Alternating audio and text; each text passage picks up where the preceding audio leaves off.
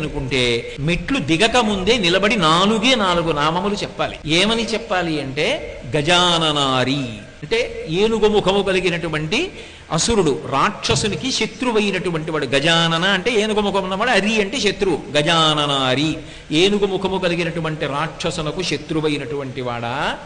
అలాగే అగస్త్యుని చేత స్తోత్రము చెయ్యబడినటువంటి వాడా. కనీసం నామంగా అక్కర్లా, ఇలా చెప్పినా చాలు.